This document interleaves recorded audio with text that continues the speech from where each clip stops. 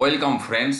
10 বছর আগে কেন্দ্রের সপ্তম বেতন কমিশন গঠন হয়েছিল 28শে ফেব্রুয়ারি 2014 এবং বেতন কমিশন লাগু হওয়ার তারিখ ছিল 1/1/2016। এটা আপনারা সকলেই জানেন। প্রায় 2 বছর আগে বেতন কমিশন গঠন হয়েছিল এবং কথা ছিল 18 মাসের মধ্যে তারা তাদের রিপোর্ট জমা দেবে। তো তারা রিপোর্ট জমা দিয়েছিল 19 নভেম্বর 2015, অর্থাৎ ঠিক 21 মাস পর। অসুবিধা হয়নি, তার কারণ প্রায় 24 মাস আগে বেতন কমিশন গঠন হয়েছিল। তাহলে 2015 সালের নভেম্বর মাসে তারা রিপোর্ট জমা দিয়েছিল এবং 1/1/16 থেকে লাগু হয়ে গেছিল। এটা ছিল সপ্তম বেতন কমিশনের ইতিহাস কেন্দ্রের। আমি যদি এবার কেন্দ্রের অষ্টম বেতন কমিশনটা দেখি, 8 সেন্ট্রাল পে কমিশন গঠন হয়েছে 3 নভেম্বর 2025, যেখানে লাগু হওয়ার কথা 1/1/2026 থেকে। তার ঠিক 2 মাস আগে বেতন কমিশন গঠিত হয়েছে এবং সেখানেও কিন্তু দেখুন, শেষকালে যদি আমরা যাই, এদেরও কিন্তু কথা আছে।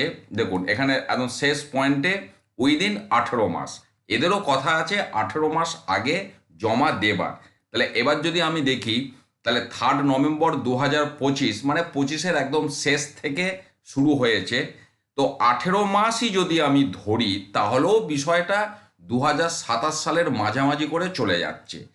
এর আগেরটা 21 মাস পর রিপোর্ট জমা পড়েছিল। আমি যদি ধরিয়ে নিই এটা 18 মাসের মধ্যেই জমা দেবে, তাহলেও কিন্তু 2027 সালের প্রায় মাঝামাঝি গড়িয়ে যাবে। হিসাবটা তাই কিন্তু বলছে। বর্তমানে অষ্টম বেতন কমিশন ভারতবর্ষের বিভিন্ন রাজ্যে ঘুরছে। যেমন লাস্ট যেটা শিডিউল দেখলাম, জুলাই মাসে ভুবনেশ্বরে যাবে। তো বিভিন্ন রাজ্যে তারা ঘুরছে এবং সেখানকার তাদের বিভিন্ন যে সংগঠন বা আছে আর কি, বুঝতেই পারছেন, যারা তাদের সাথে আলোচনায় বসছে, তাদের কথাবার্তা শুনছে। এইসব ঘুরে ঘুরে এখন কথাবার্তা শোনার প্রক্রিয়া চলছে অষ্টম বেতন কমিশনের। তারপর টোটাল সকলের কথা শোনা হবার পর তারা এবার বসে হিসাব নিকাশ কষবেন। তো এই হচ্ছে একটা সামগ্রিক চিত্র। তাহলে আপনারা যদি ভেবে থাকেন যে বেতন কমিশনের রিপোর্ট খুব তাড়াতাড়ি সামনে এসে যাবে, সে বিষয়টা মোটেও নয়। আর কেন্দ্রের বেতন কমিশন লাগু না হলে বা রিপোর্ট জমা না পড়লে অন্য রাজ্যের গঠন হবে বা রিপোর্ট জমা পড়ে যাবে, এই বিষয়টা না ভাবাই ভালো। সেক্ষেত্রে পশ্চিমবঙ্গের যে নতুন বেতন কমিশন, অর্থাৎ সপ্তম বেতন কমিশন গঠন হবে এমনটা ঘোষণা হয়েছে। গঠন আগামী মাসখানেকের মধ্যে বা কিছু দিনের মধ্যে গঠন হয়েও যাবে।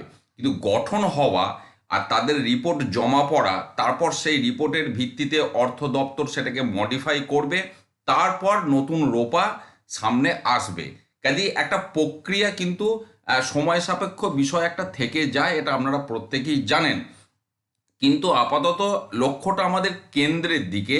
কেন্দ্রের বেতন কমিশনের রিপোর্ট জমা পড়তেই কিন্তু 2027 সালের মাঝামাঝি চলে যাবে। এমনটাই কিন্তু অতীতের যে পরিসংখ্যান, সেখান থেকেই চিত্রটা সামনে উঠে আসছে। অ্যাকচুয়ালি এবছর বেতন কমিশন মানে লাস্ট যেটা আমি বলতে চাইছি, 2026 থেকে যেটা লাগু হওয়ার কথা, সেই বেতন কমিটি গঠন হওয়াটাই অনেক দেরিতে হয়েছে, মাত্র 2 মাস আগে।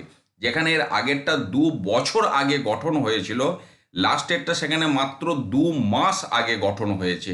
তাহলে বুঝতেই পারছেন। এবার কেন্দ্রের ক্ষেত্রে একটা সুবিধা কি, তারা একদম যেদিন থেকে লাগু হওয়ার কথা সেদিন থেকেই তারা এরিয়ার দিয়ে দেন। কর্মীরা কিছুদিন পরে টাকাটা হাতে পাবেন, এটাই বিষয়টা। এবার রাজ্যের ক্ষেত্রে অতীতের অভিজ্ঞতা আপনারা জানেন, খুবই তিক্ত অভিজ্ঞতা রয়েছে।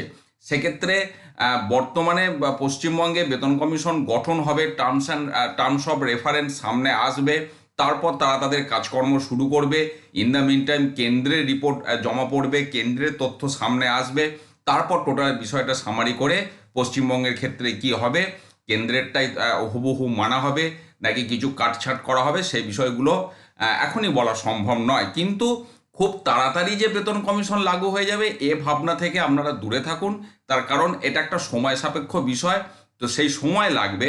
অন্তত 2027 সালের মাঝামাঝি না হলে বেতন কমিশনের রিপোর্ট সংক্রান্ত কোনো তথ্য সামনে আসবে বলে আমার অন্তত মনে হয় না। ভালো থাকুন, সুস্থ থাকুন, ধন্যবাদ।